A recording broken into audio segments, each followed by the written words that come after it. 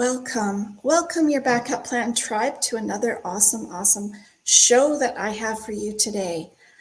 Oh my goodness, breaking free, one woman's incredible escape from a decade of abuse.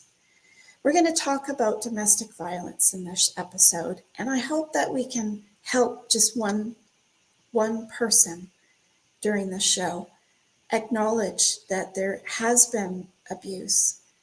Because I know a lot of women go through abuse making up excuses, wondering if, and you get love bombed a lot. I'm just wondering,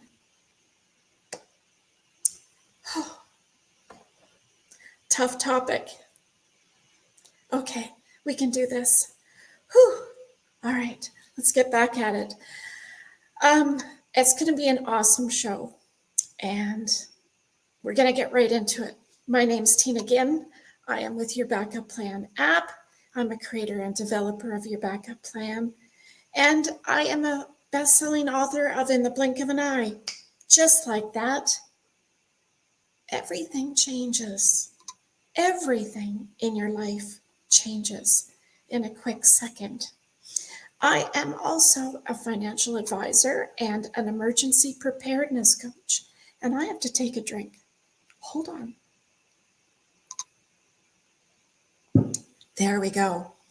Okay. I'm not going to talk too much because I want to get right into this show, but we are on all platforms: podcasts, YouTube, Facebook, Instagram, TikTok, Twitter, LinkedIn, and of course, Pinterest.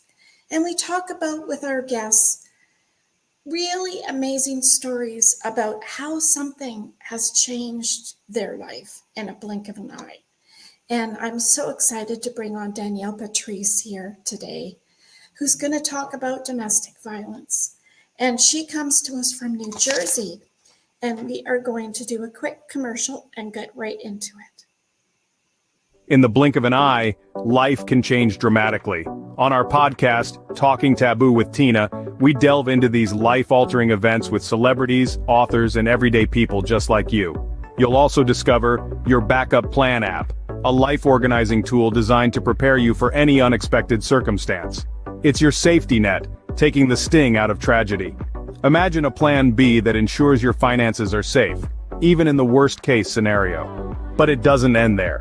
Join our vibrant Facebook group for free webinars on backup planning and secure your future today. Welcome back. All right, let's bring on Danielle to our show. She comes to us from New Jersey. She's an author, a mother, and a DV survivor. We're going to talk about DV as domestic violence survivor. She is also a motivational speaker. So thank you so very much for coming on our show today. Thank you so much for having me. I'm so excited to be here. I am too, and I don't know where the tears came from for a second there. I'm not really sure, but it's okay. We're all in the same boat here, so we understand. That's right. So, Danielle, where did it all start for you? For me, it started in college. I was a senior in college, and I met this guy who was a great friend to me. And over time, we met in the Spanish class. And, we bonded over so many different things at the time, where our opinions of a certain restaurant that I used to work at. And I used to get a kick out of it. And we both basically felt the same sentiment. And then in that class, my teacher, she was a very quirky woman, and we had to do a Spanish rap at the time. So I had to do this rap and practice it for days. And then when I actually did this rap, it basically caught his attention. And so we became very good friends from that point forward. And and at the time we were dating different people. So I had no idea, what kind of person he was romantically. But as a friend, I thought he was amazing. He was very sweet. He took me, or he would walk me to class. He would, we would talk on the phone, or he would help me fix my car. So it was never like any type of suspicion, and I want to say the beginning of all of this, we started dating in 2009. So six weeks after I graduated from college, my mother committed suicide. And Thank you. And he was one of those friends that was there for me during that time. And prior to my mom's passing, I never looked at him romantically at all. Never thought of him that way.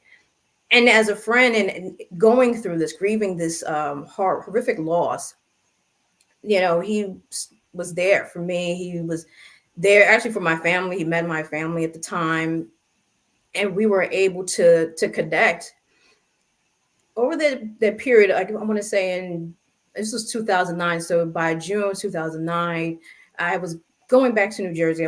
Before I was living in Tennessee. So that's where my college was. And I was going to move back to New Jersey and was working on trying to, figure out a plan and just to see the area again. And he said, "Hey, I'm going back to Maryland. Come, why don't we go together?" And I said, "Okay, fine. Let's go." And over that time, or that course of those few days, I got a call from one of his relatives and was telling me, "Hey, he likes you." And I met, this relative of his, through him. And we were talking, and it was like, okay. He never told me, he never explained that to me. I had no idea because I wasn't, really interested at that point and up until that point. And so I remember asking him in the car as we were on this road trip, and I said, "I thought you had a girlfriend. What happened to this?" And so he said, "Well, she's not really my girlfriend," or, just whatever type of thing he was saying, she's my roommate, she's this and that. And at the time I was naive thinking, okay, why would he lie to me? Why would he lie to me? And so during that period, we became a couple, we started dating. So I'm believing that this man is not dating anybody. And of course, it's not true. He was still dating her. No. He was still dating her. And and it's like, it's right in your face. But it was also one of those things like, no, I'm not dating her. No, it was just one of those things like, I know I was definitely naive at the time because I truly thought like, why would he lie to me about that? If he wasn't dating her, maybe he's helping her out. She was in his house and maybe, they're roommates. But of course, I was completely plumb full naive. Let me just say that. Over that course, I feel like in the beginning it was like a whirlwind. It was a lot of love. It was a lot of, just, I don't want to say praise, but just a lot of what's the word? Just everything felt like it was great. Like, this is a great guy. It was just a lot of enjoyment being together and getting to know each other. And even in that quick moment, we had known each other for a year and a half. And I remember saying, "Yeah, I'm going to make you my wife. I'm like, oh, wow." And I'm believing all of this all at the same time, and looking back on it, I really shouldn't have been in that relationship. I should have stayed, in the morning grieving, because it was 6 months after my mother passed that all of this happened. So, I know now that was not the time to be in any type of relationship. But, throughout that time, we were not just getting to know each other, but also I was meeting his family. And one of the things I did notice is that I had no idea how big of a family he had, because we never talked about his family. It's one of those things for me that I thought, it's almost like, I think I know you and I know this kind of person, but then it's like the home life or the home version of him is completely different. And that's what kind of surprised me, because I was very open with, he met my family. He knew, about, my aunts. He pretty much got to know everybody. But, with him, I think it was a little more secretive. I felt that he kept his family tucked away. And even though we were friends. So I wouldn't say by the time let's say by September, October, I get pregnant with my older son. And he had some sort of breakdown. And I don't want to go too deep into that. That's his business. But I will say, throughout my pregnancy, I just graduated. The job that I was working, I had stopped working after my mother's passing. So I had to really figure out, what am I going to do? And part before my mother's passed, I actually was planning to go to grad school. I wanted to get into film. I was, graduating. And a lot of that changed. And because a lot of that changed is because of the dynamic I have with my father. And part of that was him saying, "You need to move on," 2 months after my mother's passing. So I'm saying all this because this is also different elements that played into this relationship. Yeah. So we ended up, again, I got pregnant. I remember around that time he was also telling my family, yeah, I'm going to marry her, and I may have my dates a little switched, but yeah, I'm going to marry her. I want your blessing. I want your blessing. And at the same time, one of my relatives said, no, you cannot have my blessing because you know I have to handle business. And a lot of that was because of my mother's passing, and I was able to get some money from that, oh, well, you owe me money back from paying for the funeral. You have to pay me back for the funeral. You have to pay me for this. And so I cut off a lot of my relatives because we never talked about this. Keep in mind, at the time I was 22 years old and my mother passed at 44. So Yeah, this is a traumatic experience that I'm dealing with at that moment. absolutely. And while There's a lot of things to think about and have to do. absolutely, and that's the thing, also I had to learn different terminology, learning how to become what an executrix is, you Hmm. know, over in the state. I never had to worry about that but prior to the age of 22, but I had to learn these things. I had to learn, I had to make the decisions on how her funeral was going to be. I had to handle all of these types of things prior to, during like after her passing. Yeah, So for which me, is twice hard. oh yeah, absolutely. And I was, actually I'm her only child. So I'm dealing with, the suicide, and I'm handling that by myself. It's one thing to deal with suicide, as a sibling or and it's hard anyway, but as her child, no one could understand how I felt or what I was going through at that moment. And that Plus, wasn't talked about. dealing with all the relatives too is not easy. No, it's not. And you get to see what type of people you're dealing with during that type of during the funerals. It never brings it's never always a good, it's always a disaster. Let me just say that. These are It always disaster. brings out somebody, doesn't it? Right. Yes. Yes. Sorry, my headphones are That's on. greedy, or I'm not really sure what to call it, but it always seems to bring out one or The tr- two people that you're like, where did they come from? right. It brings the truth out of people. I say how they really feel. And Yeah. so, and but going, fast forward to that, me getting pregnant, and him wanting to get married, and my relative, is basically destroying my character to this man. And hindsight, I look back, you basically handed me to him to destroy me, and you basically sent the dangerous message that we don't protect her. We're not protecting her. And to someone who is an abuser, that is so alarming. And that's the most dangerous thing you can do, because now they can take and have at it, take advantage of that situation.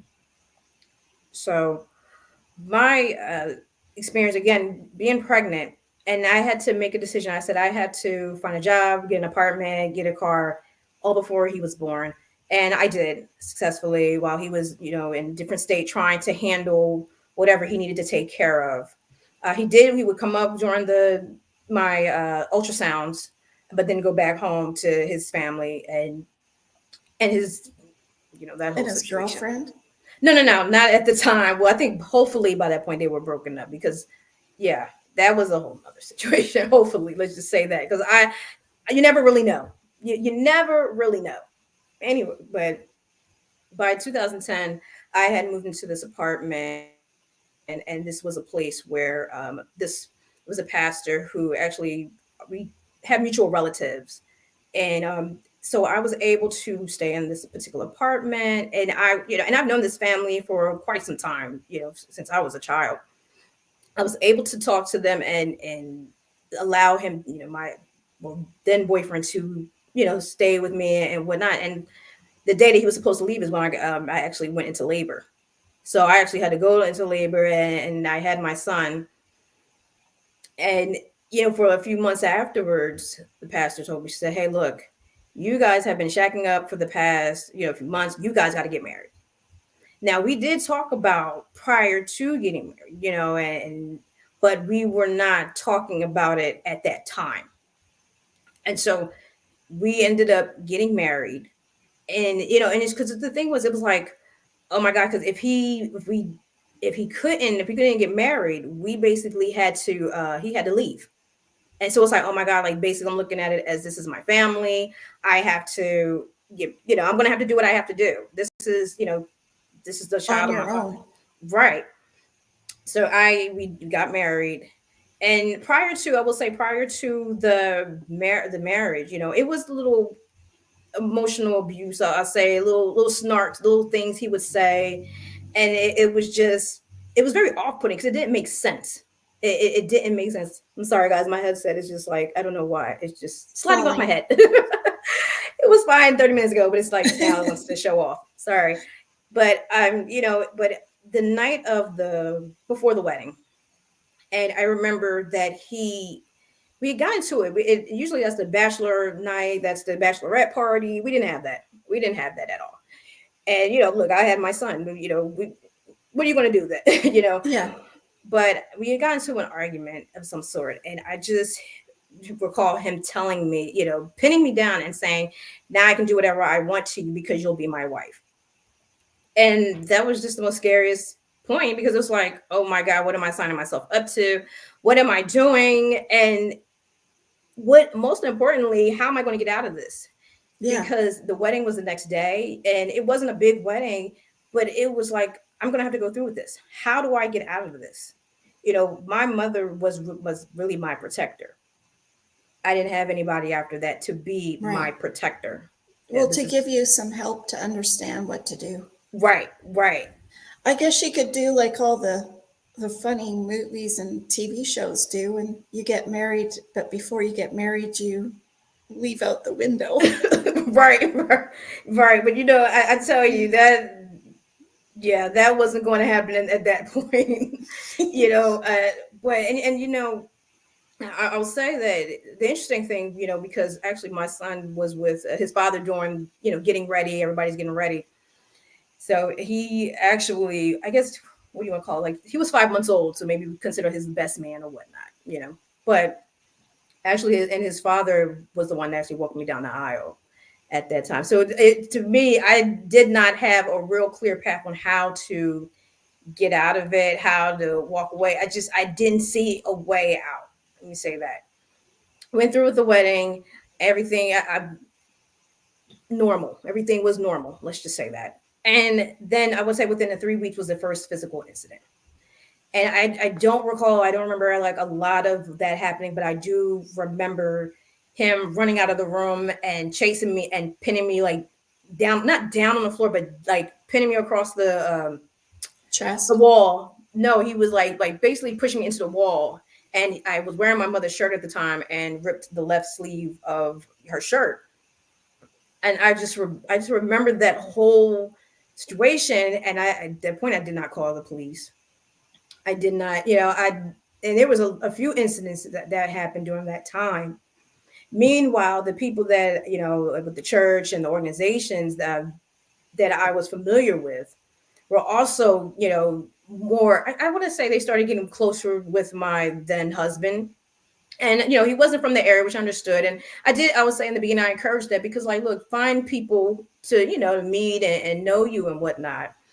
However, I also feel, and this is me personally speaking about this opinion, and I felt that because knowing that there's issues with my family and the church and the people in this organization, also there was some bad blood there. And I feel that he used that to his advantage. And so a lot of that he would, talk about, oh, how, the marriage was going and the arguments we were having. And, to me, not one of them sat us down. And I feel in the beginning, a lot of them didn't really, I say connect us as a couple, include us as a couple. It was almost like I was this side or I was this side. And there were children and there was a child involved in this. So But don't you think they are good at that though? Separating? Oh yeah. Oh, without a doubt. Isolating you out of the picture as much as they can. Absolutely. And I also feel that, but people who are also like-minded also know how to play that game too.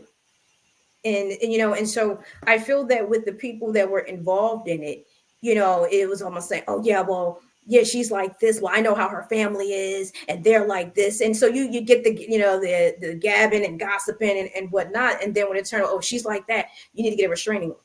So for those who may not know, protection order, and go get a restraining order.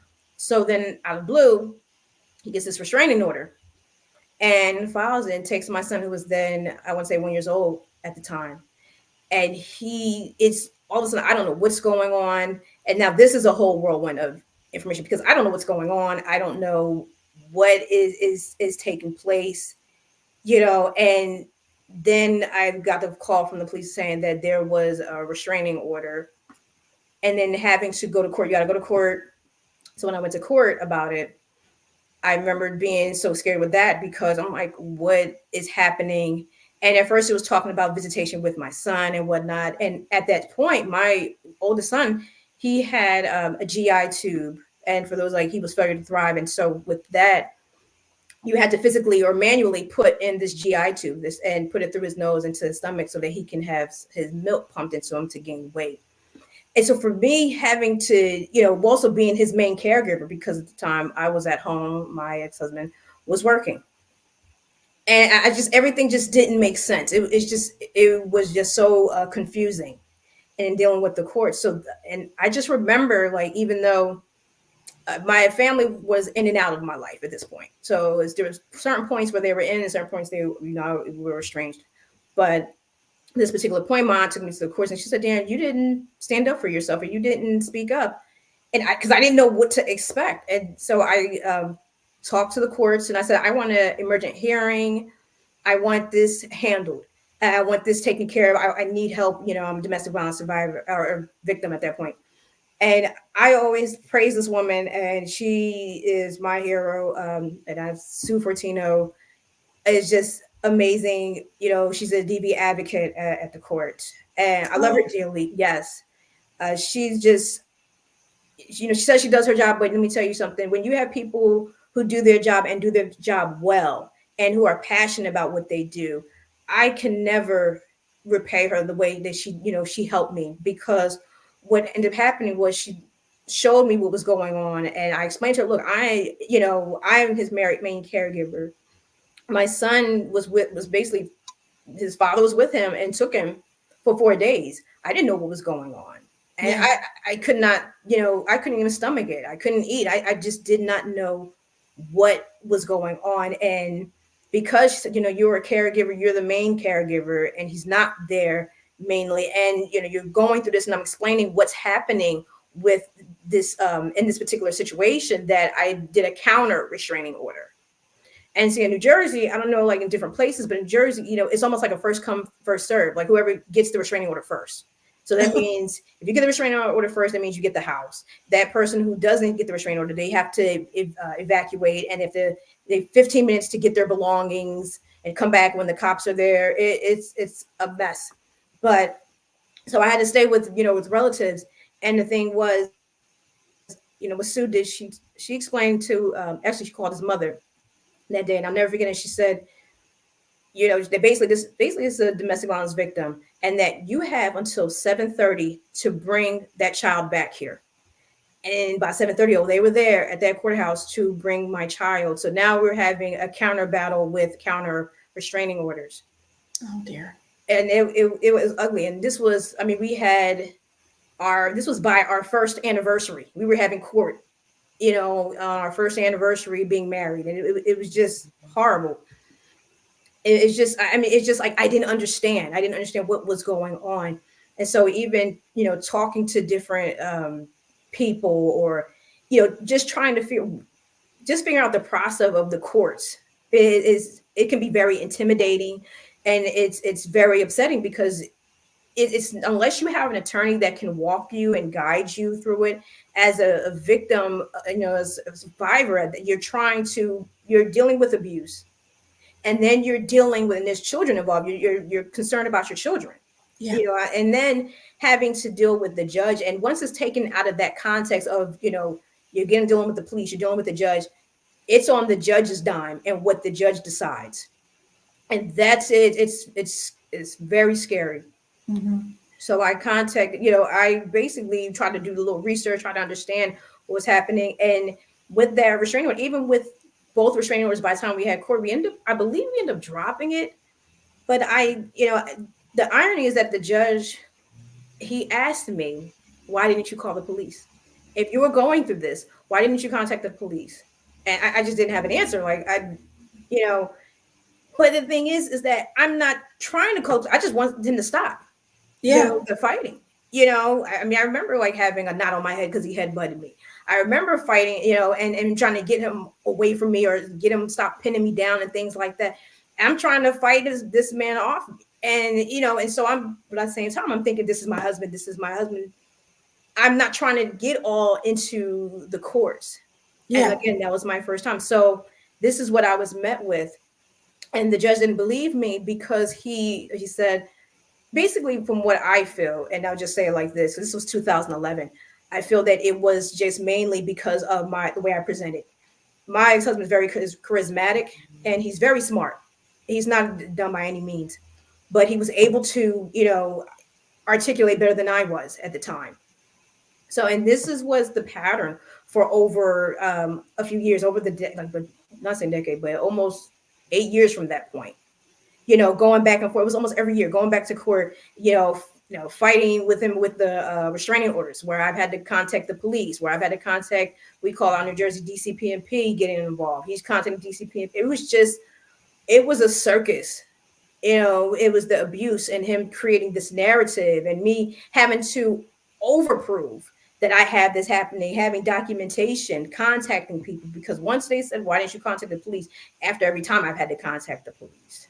One particular incident, I'll say, back in 2016, and I remember there was a particular incident where someone else was there and he's having a knife to my throat, a butcher knife to my throat. And and I had to be calm, trying to make sure that I don't make any subtle moves, do anything that he's going to try to kill me.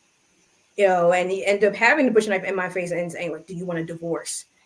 And I just remember him telling like him put the knife down, and the third person that was there, like, give me the knife, and just pushing him away from me as far as I can, and just fighting, just trying to get out of there, getting away from him. Fortunately, by this point, my children, I had 2 children at that point, and they were in the other room, so they never saw anything. But I, had to basically, I'm fighting. And the thing is, I want people to understand is that, you could say whatever you would do in that situation until you are really faced with that type of situation where you don't know how you're going to live, and whatever decision you make may not be socially acceptable, but this is about survival. And what are you going to do to survive? And so I remember that night he took an iron. After putting down the butcher knife, he ended up getting this iron, and he was trying to chase me with the iron. I'm running outside in the dead of winter without any coat, no shoes, no nothing. I'm running out of my for my life. And I remember running zigzag, and he fell, and I ran to my friend's house, who saw me and just saw me in such a disarray, and asking and begging for help. And you see him, like, I'm having the scratches on my chest, looks like I'm getting like scratched by Wolverine. And it's just, this is the kind of things that are happening. And calling the police. I'm calling the police, asking for help. But because he had a witness there, the witness said, oh, there was no knife here. So now we're both going to the precinct. I'm being considered a suspect, and he's able to file a restraining order. And then he's playing gospel music at the same time. Like, he's just putting on a show completely. It was insane. And is having to keep fighting these battles over and over again. So I'd say by 2018 was the Heckle and Jekyll thing common? Have you noticed? I definitely feel that's a part that plays in it, because I feel like it's who they want to narrate in front of the audience versus who they are behind closed doors. And I think that's the most important component, that understanding who they are, behind the scenes. You don't see them when they're in that element. You may hear a story, a part of that story, but you don't understand what is truly happening because you're not there to witness it. Yeah. And so anybody can change the story, however, but the thing is, it's about understanding the dynamic and the fact that by that point, the eggshells are happening. And I'm having to walk on them, and I'm having to make sure, okay, when is this happening, or how is this turning this way, or having to, it's sick. It's sickening. It is. It's like, I think it's like, did you find yourself being an actress? like you're trying to be an actress too, because you have to put up this brave front of dealing with this stuff that you have no idea how to deal with. I guess that's how I would picture it. No, kind of, sort of, because I know I felt trapped at that Mm-hmm. point. And like I said, this was before COVID. So I felt trapped, but I had to, I will say the better term for me is I had to be guarded. So a part Yeah, of myself that I felt or held dear to, I had to hold to myself. And I had to become a different person, I was living like as a shell. I was, and be this front, this shell, because I didn't know what to expect. But I will say, I used to always say, I was wondering when the devil will show up because I was anticipating it. well, as soon as I would say to myself in my own relationship, as soon as I said, gee, he's being really nice now, I thought, uh-oh, Something's coming. something's coming. Yeah, that's the. It was always the honeymoon phase, and then it was the destruction phase. It was always that, but I never got the presence. It was never that. It was maybe a apology of some sort, but it wasn't. Or say, hey, well, we both made mistakes, and it's like, you know what, I'm fighting for my life here. I don't want to hear this mess. So I feel like it's more so the minimization, Yeah, pinpointing as it's not what you think it is. Oh well, we both made mistakes, Daniel, or we both. And it's like, you know what, I can admit my fault. Trust me, I will hold myself accountable. But at the same time, I'm not about to sit here and act like I'm in the full. I'm this person is trying to attack you. That's trying to instigate an argument or trying to cause issues in my marriage, because I wanted my marriage. I wanted to make it work. I wanted my children to have a father. And yeah, unfortunately, because of that dynamic, this toxic, sick dynamic, I paid a huge price for that. yeah. Well, so And did I. I'm telling you, it's the hardest choice for a woman, for a mother, a wife to say, I can't do this. I can't do this. But I will say the last, like hurrah, the last incident. And yes, I'm sorry, guys. My headphones is just they want to make a scene. They want to make a point. But my last hurrah was when we had my oldest child out till 4 o'clock in the morning, and I didn't know where my child was. I didn't know, what was going on. And he would do is have his mistresses around my children, and he would try to convince my child to, don't tell mom. It's okay to lie to mom. Things like that. And and I was irate. I was like, "Where is my child? Why are you having him out at 4 o'clock in the morning? He was 7 years old. There's no reason for that." And we got into it. And of course, I confronted him about his mistress, and it was just all hell broke loose. A lot of like I said, a lot of the pinning down, and my 4-year-old son at the time was trying to protect me. Like I felt like he was trying to come forth, and I had to tell him to back away. And him trying to raise his hands in the middle of us so that one of us would pick him up. And then that last incident, he would tell me, he said, Dale, I can kill you with my bare hands. And my son was sitting next to me, my younger one. And as he was putting his hands around my neck or trying to, he ended up stopping. He said, I can't do it because he's looking at me. And at that moment, everything clicked. It's like, you know what? If I can't fight for myself, I'm damn sure going to fight for my children. And that is like the next day, like I filed for that was my 7th restraining order, mind you. It was a lot of restraining orders. And I filed for that. Then I ended up filing for divorce. And I had to do my own divorce because I could not afford an attorney. It is Yeah, very it's expensive. very expensive. Right. Well, And and quickly, don't forget where you're at. You're at the divorce part. I right. just want to make sure that everybody listening knows that Danielle's information is down below, because we're going to talk about the book in this next half, also, and how she got involved in all of that. But I want you to like, share, and subscribe to the show if you already haven't. Welcome to Talking Taboo with Tina, because where we talk to guests just like Danielle about really tragic events that changed her life. And um, yeah, I don't know, Danielle. We're at the divorce part now. Yeah. It's just never easy. I No. But I got to tell you though, one thing, like he pretty much abandoned his family. That's what ended up happening him for his mistress. And so, fortunately for me, I was able to stay in the house. But the thing is, it still was scary because I didn't know when he was going to come back or if he was going to come back. And I say that for anybody that is going through that type of situation, or you're trying to leave and whatnot, make sure you have all your documents, make sure you have all your information, have a plan, make sure you have someone that you can talk to, that you wholeheartedly trust, that it's not going to get back to him. And make sure if you can, if you have your phone, try to record your information or documentation. Episodes. Yes, definitely episodes and time, and like have time stamps. Make sure you have all of this information because you have to overprove. People are automatically not going to believe you because, oh, that can't happen. That's not going to happen. So you have to go above ground, above everything else to say, this is what I'm going through, for them to finally see the truth. Prepare, prepare, prepare, and know, and know what to do.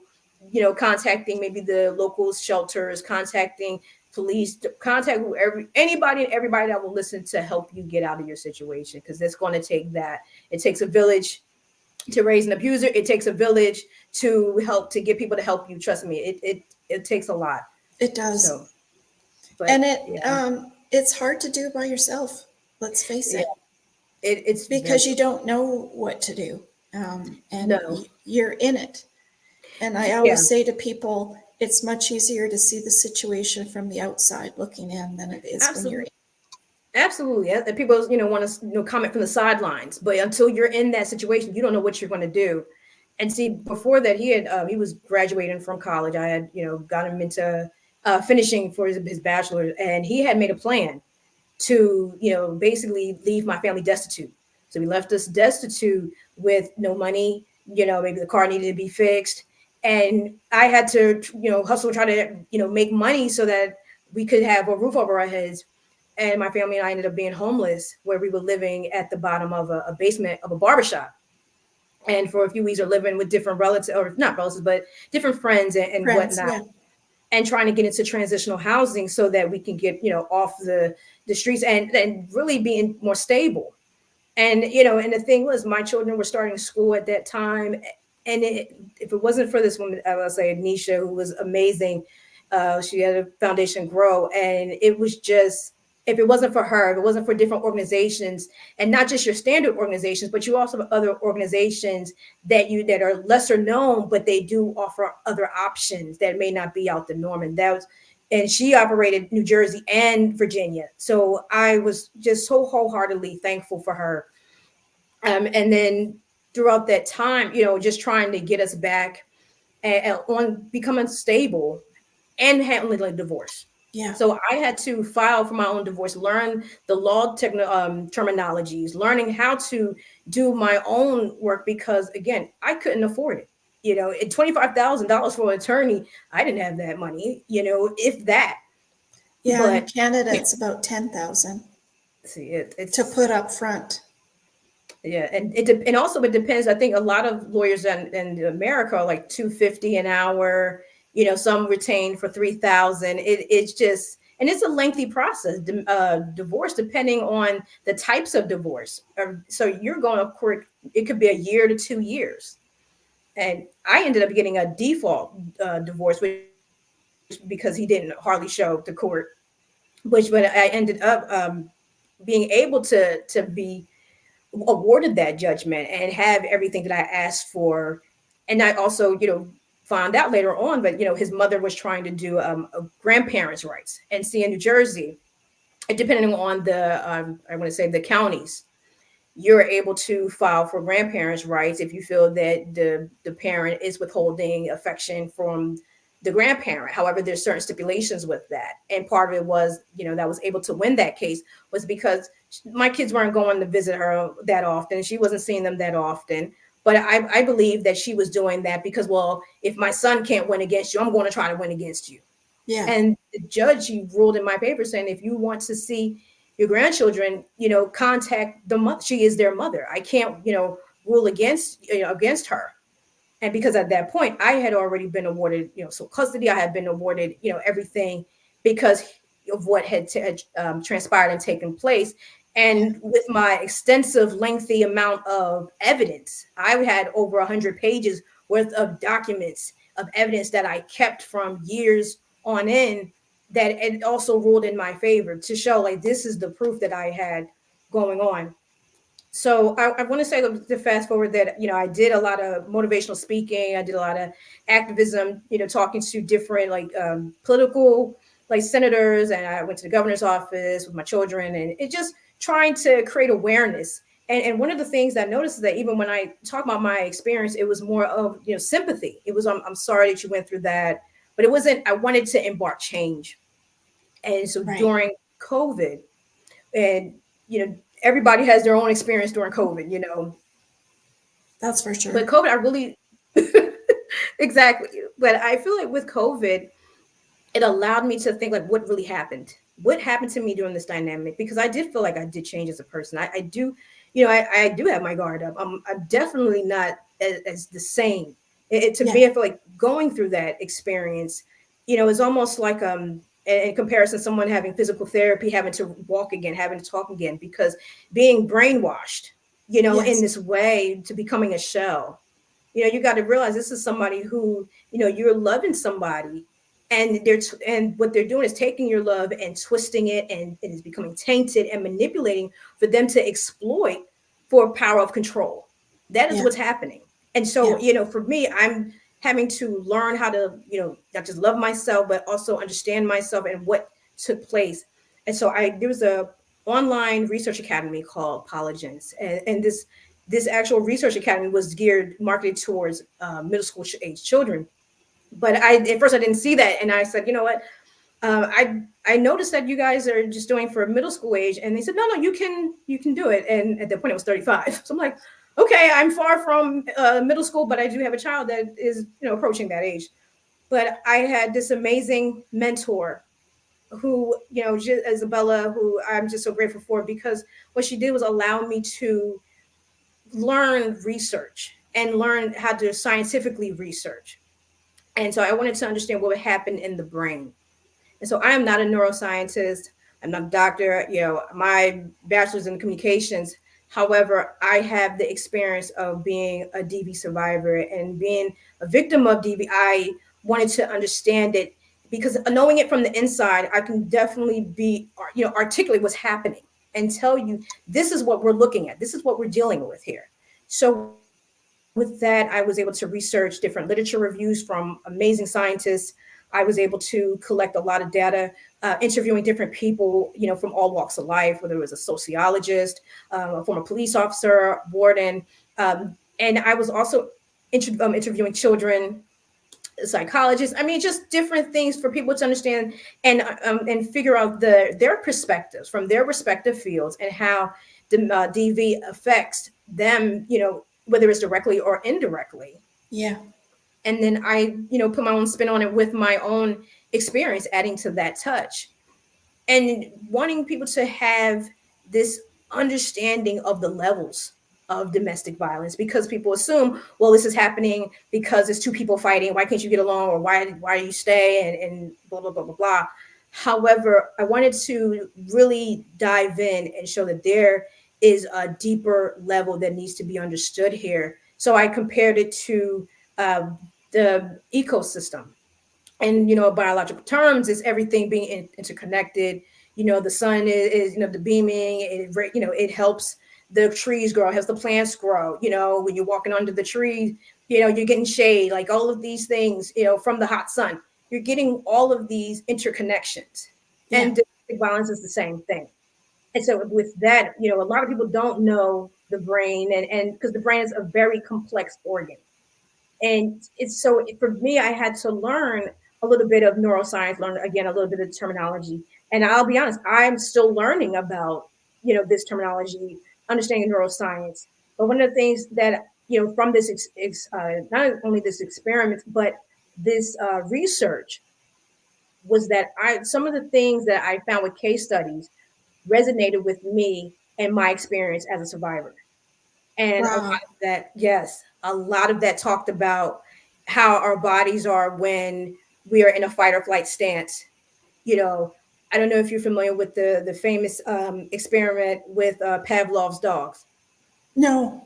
Okay, so basically, Pavlov's dog. This is a study from like early 1900s, and it was basically behavioral conditioning. Sorry, and it used these dogs that he had to ring a bell, and with the bell, he noticed that the dogs would come and associated the bell with getting fed. And so when the bell rung, the dogs would feed, would come in ready to get fed. But then the dogs, when there wasn't a bell, they didn't come to get fed. They wouldn't eat. So basically conditioning the dogs. And that is something I related that to also with domestic violence, because it is a grooming situation that's happening. You're being groomed. These abusers they're studying you.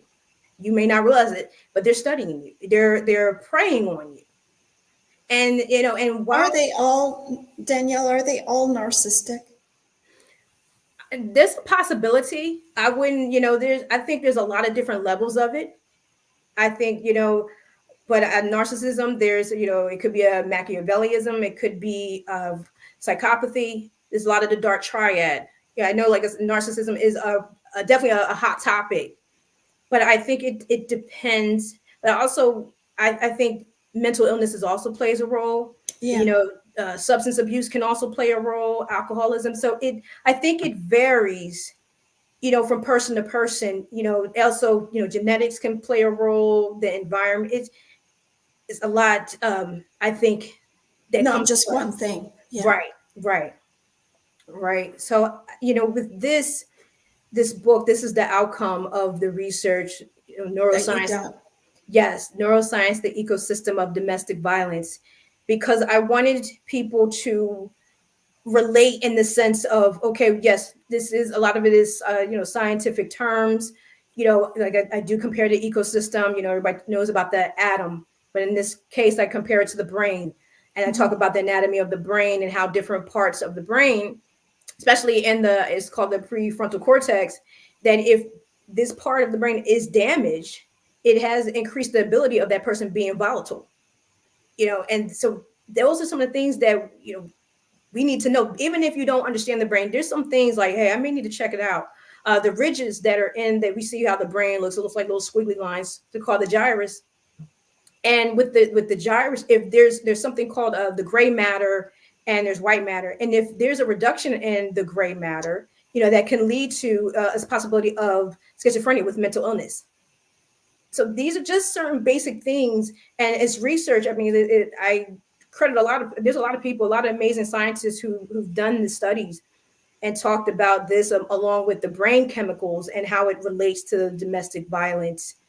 And yet, one thing I will say, it's not I know for the United States or definitely in New Jersey, it's not, these studies are not even talked about in the legal system. And it's separated, unfortunately.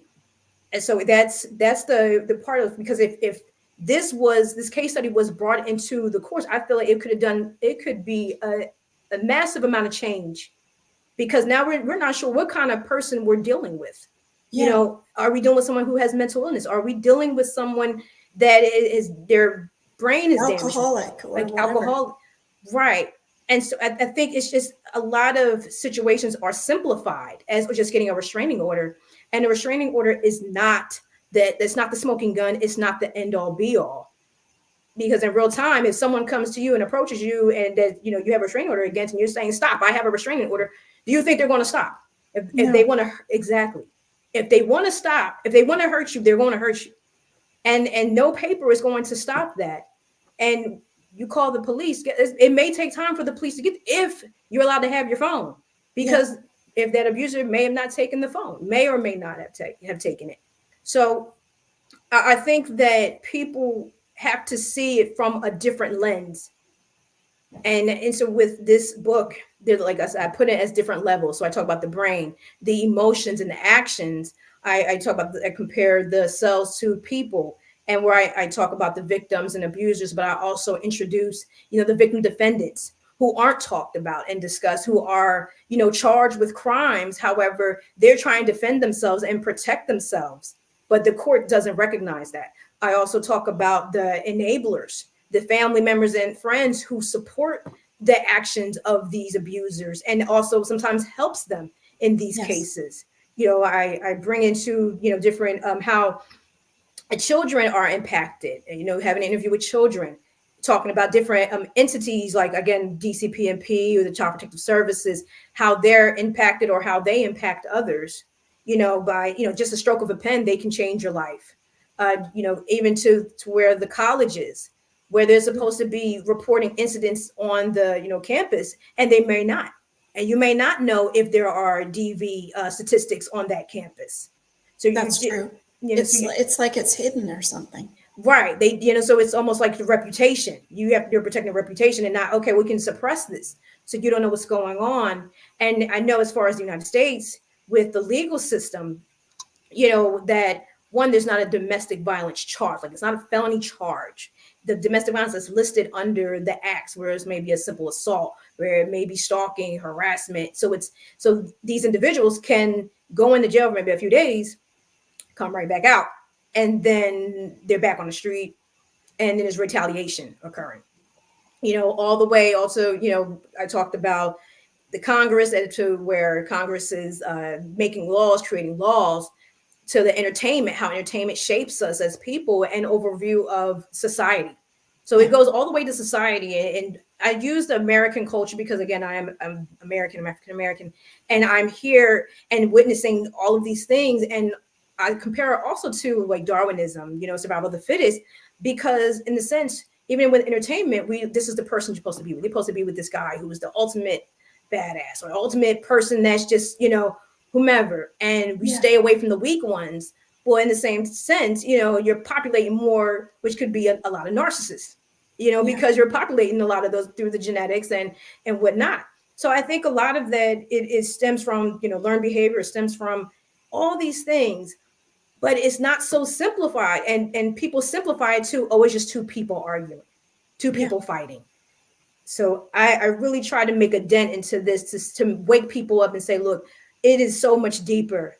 One, respect the fact that, victims and survivors are fighting a hard battle, that we're not weak, and that we are not, we are very resilient, and we're strong to have gone through this, and that they deserve your respect and your compassion, because there's people in this and who work in these facilities and are desensitized and mistreat victims and treat us as if, we're like, oh, how can you be so weak? And yet don't care about the fact of how hard we have to try to stay alive. And or unless it's too late, then you have, well, she was this kind of person, or I wish I could have helped her. What about when she was alive? And so, and I understand that there's all sorts of, there's men abusers, there's men victims, women abusers, women victims. And the thing is, I kept my research with women victims and men abusers because that is my story. And it's not to negate anybody's experience, but it's not my story. And I open to anybody. I'm, welcome to anybody to tell your story.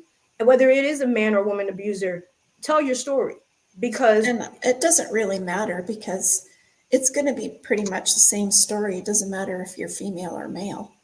Right. But the thing is that the difference, there's different ways of male abusers, I would say, abuse versus women abusers. Men are use more violence than women do. And I'm not saying it definitely is exception to the rule, but it's more, it's more obvious with the men. I'll just say that use violence as a tool of dominance. I also felt that there was a part of it that was bullying. Like, there's a bullying aspect of it. Oh, absolutely. I mean, that's to exert power. That's to exert control. There's a lot of tactics, that are being, just because he's trying to dominate somebody. You're trying to control them and to how you want them to be. And bullying is definitely part of that, but also too, it's to create an imbalance in that person, because it's almost like making them like a robot. You have to act on this accord, and it is the most sickening thing that anybody can think of. And so it's it's a lot deeper than just bullying. It's a realm of tactics. I'll have you come back because there's so much more to this story. Yes, I would love that. I honestly would love that. I just want, your listener, the viewers to, to understand that, I may not be the person but there may be someone in your neighborhood, someone that you cherish, you love, and that may have gone through this. And, and I challenge you to listen and to actually hear what they have to say, right here, and help, and not just, I'll just take you to the store and make sure. Really, if you're going to be in that situation, to be in a position to help them, because you may not know what they truly need, and it's not going to last just 5 minutes of your time. It really takes a while for people to get back on their feet. It can take years. Yeah. Well, mentally and physically. Oh gosh, yes, meant financially, spiritually, yes, the whole gamut. Yes. What kind of final message would you like to leave the listeners with? I just want to thank you for listening to my story. And I hope that my story and my book can help save a life or two. And I hope people come away listening, understanding that there is a deeper situation here. And for the victims and survivors who are listening, I am here with you. I am fighting with you. I'm fighting for you. And I'm hoping things can change for us, because I've been there. I've gone through it. I'm still fighting, even years after being out of it. It's never ending. And just know that you are heard. And I hope that this book does you justice and help validate your struggle, because I know it did for me. That's beautiful. Why do you think it's never ending, Danielle? Because there's not a lot of things in place to end it. You have people who don't understand domestic violence, and you can't change what you don't understand. It's going to take more different a combination of industries to come together. And in my opinion, I feel that the legal system needs the science community, the mental health professionals. They need these people to help understand the mindset, the neuroscience. They need to understand the personalities, because you have humanistic behaviors in the courts, and yet they don't even understand what's going on in these people's minds. And you cannot give them a consequence or help them if you don't understand. And you're leaving people through the cracks. They're slipping through the cracks. Yeah, so it's a lot of things like that. I guess also on a note of that, I guess what's so difficult is lying beside someone you're married to and thinking, I really don't know this person. Yes. I think that's the true, like, why does it go up and down? Why is this nice and not nice? And why is there this constant change and walking on eggshells? And you're lying beside someone, and for me it was 30 years. So that's not light. That's not a light time. No, it's not. And you think, God, I really don't know this person. Right. And I think that's something to be said about, like, how can someone think like that? Like, from the other side of it, you're like, I just don't get it. Like, how is their brain working like this? I'm telling you, preaching to the choir. I've spent many days trying to figure that out. And just, how can you be this cruel? How can you be this evil, this wicked? I feel, and it is just, did not know what he was capable of. And and then it was like, I don't think he would go this low. And then he would go further. And it was just like, oh my God, like, and the surprise, like how could you let your family be this? How can you, it's just enable this, and there's so many things. So many, and just a lack of care. So that's why I feel that with understanding the brain, understanding the chemicals, or understanding, some of these case studies, it will really help you understand, like, okay, there's something beneath there, because a normal person isn't going to act like this. Someone that's happy does not act like this. Right. So there's something underlying there. And I think it's deeper than just having a therapy session. Maybe some people may need medication. Maybe some people really do need their head examined. You Yeah. know, but I think there needs to be more in place. And for me personally, I just think that it's, you need to have more of programs for this. I want to say centered for Yeah. the abusers. And I don't think it's a position that the woman can be in and say, dear, I really don't know what your brain is doing.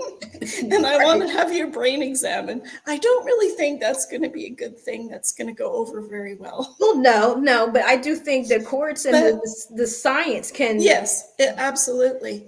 Yeah, I just, I wanted to say that many times. yeah, I mean, it's very nerve wracking because it's like trying to figure out like what is going on. It really keeps you in your head.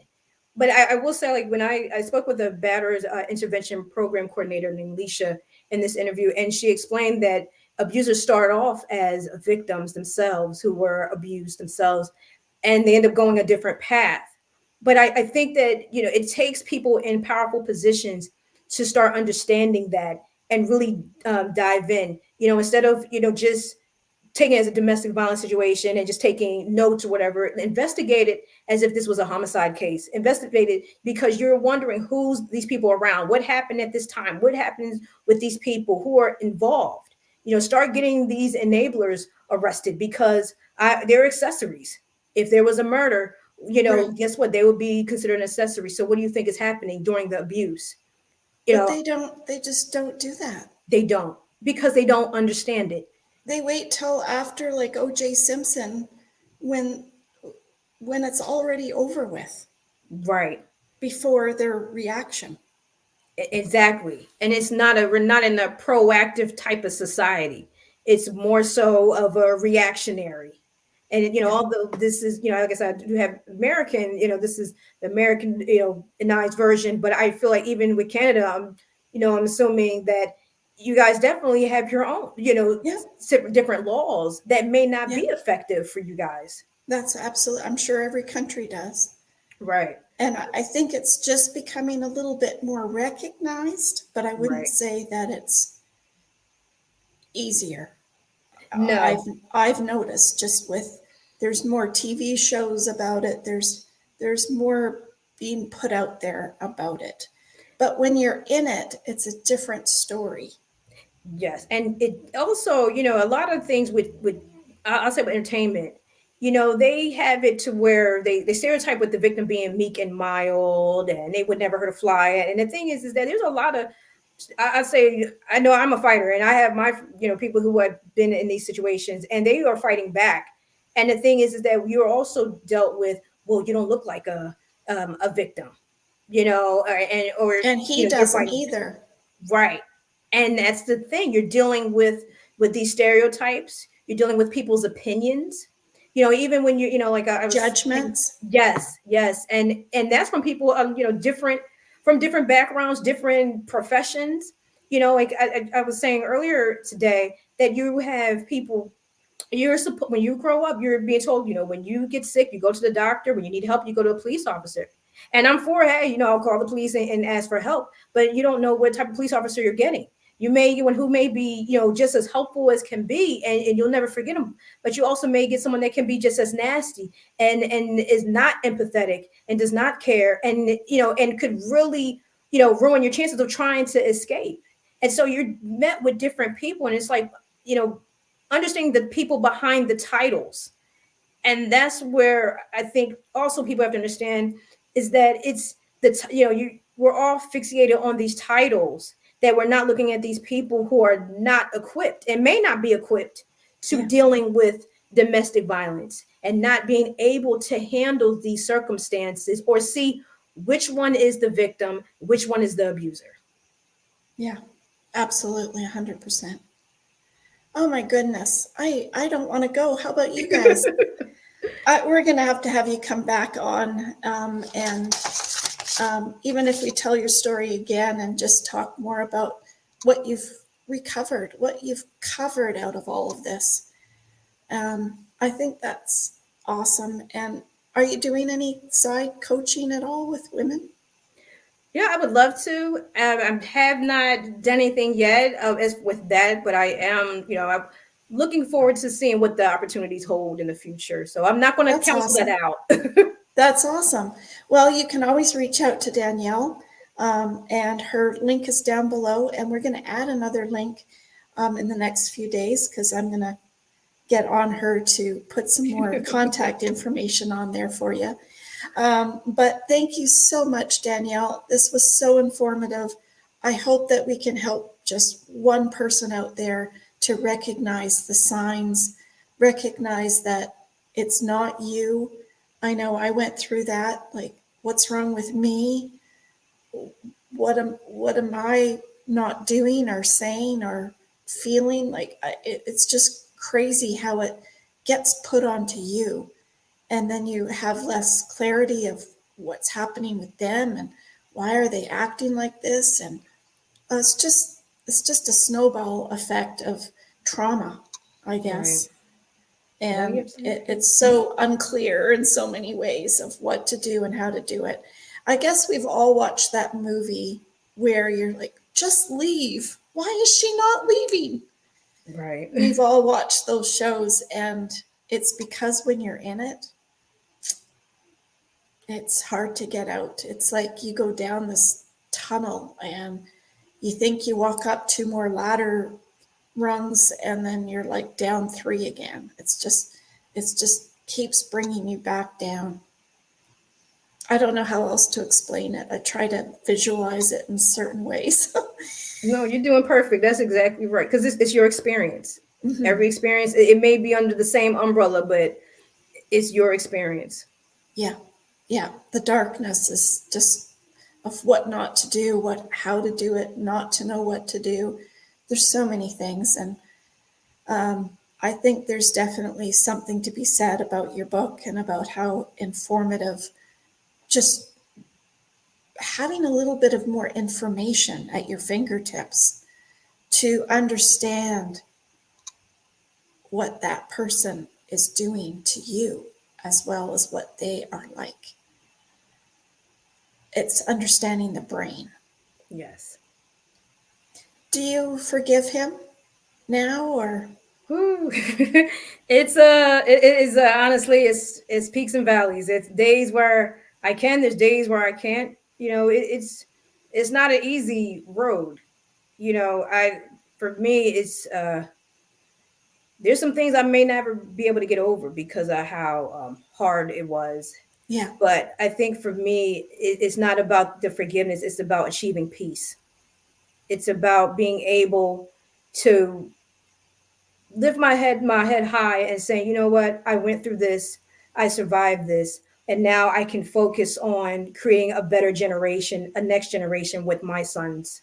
yeah, So it's having to take him out of the equation and doing something more purposeful than focusing on forgiving. right. Well, and you forgive yourself. I mean, we have to forgive ourselves.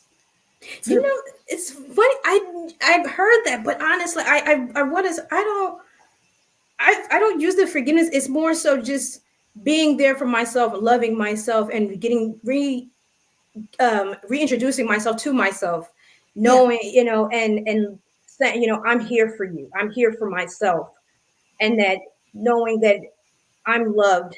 I love myself. If nobody else, I love myself, right. and that it's okay. Did I expect to go through this? No, but I'm here for myself, and I think that's most important. Yeah, and I guess what I mean is what I had to do was love yourself, but also recognize that you forgive yourself for not noticing lots of the different things that you should Hmm. have noticed. But should have, could have, would have, Right. right? So that's where I forgive myself and Hmm. take it as a lesson, I guess, to being better and knowing I've gone through that. And I can love myself even more because now I recognize the signs. Now I can recognize that that's unacceptable behavior, Right. or a comment is unacceptable because you now love yourself. Right. But you also have to be gentle with yourself because Yeah, you don't know what you don't know that's until right. you're in it. That's So, right. it's just being gentle, in that type of situation where you're dealing with a lot of cruelty, you know, you don't want to be too hard on yourself. Yeah, So yeah, I try to stay absolutely. gentle. I try to be gentle with myself and just, just know that I had to make the decisions for what it is at that time, and Yes, and it's okay. It may not that's turn out right. the way I wanted it, but it's okay, and that we can move forward and try to live my best years, after Yeah, that. yeah, absolutely. No, that's perfect. Well, everybody, it's that time, and we'll definitely have Danielle come back. Um, we are not Superman, even though we think and we act like we are, because, sometimes we just think it's going to be the white picket fence and the beautiful house on the hill and all of that. And sometimes it's not. And we have to realize that we do have to be prepared in some shape or form. And it's good to know your documentation. It's good to know your finances. It's good to know, even if you have to sneak and try and hide and find documentation that's around the house, because he's not going to tell you. No. Hate to tell you that, but they're not going to tell you. And don't just jump at, I guess what I want to say is, yes, you want to call the police. When the police say, well, why didn't you call the police? Well, because you don't want to jump at something. You don't want to react to something. You want to put your eggs in a basket, I guess, so to speak. Absolutely. And by getting the information that you might need ahead of time, because boy, oh boy, is it hard to get after. So you got to do your homework beforehand and sneak and do whatever you need to do to get prepared, unfortunately, Yes. as hard as that is. But, with your backup plan, that does help you get that prepared, and it will get you to find those documents, know what documents to find, and you can put it all into this app, and it makes it all easy. Then you can take photos of it with your phone so that you don't even have to walk away from the house taking the document. You can just take a photo of it. So, all of that being said, I'm so happy to have had Danielle on our show. And don't forget to like, share, and subscribe to our show. We'd love to have you come back. We'd love to have you watch more of our shows, and it will be on a podcast next month. And that being said, I always end our show with Carol Burnett. And I know you know who Carol Burnett Yes, I is. I'm so glad we had this time together just to have a laugh or sing a song. Seems we just get started. And before you know it, comes a time we have to say so long. So long, everybody. I hope that we have helped someone out there to reach out, find some more information, look at your own situation, help somebody by sharing this video. If you know somebody but you don't quite know what to say or do for them, share this video with them, and it will guide them in the right places. Maybe contacting Danielle, maybe reaching out to me. We can help you out in all sorts of, give you options, talk about it with somebody that has been through it. So thank you, Danielle, for coming out, and thank you, everybody. It was a pleasure to have you, Danielle. Thank you. The pleasure is all mine. Thank you so You're much. welcome. And we'll have Danielle come back and talk about things that we can do to prepare, perhaps, and things that we didn't look at and things that we should look at. That would be awesome too. So stay tuned for like, share, and subscribe to our show. If you subscribe, you'll get notified. And we'd love to have you come back. Until next time, stay safe and be kind, everybody. Love you.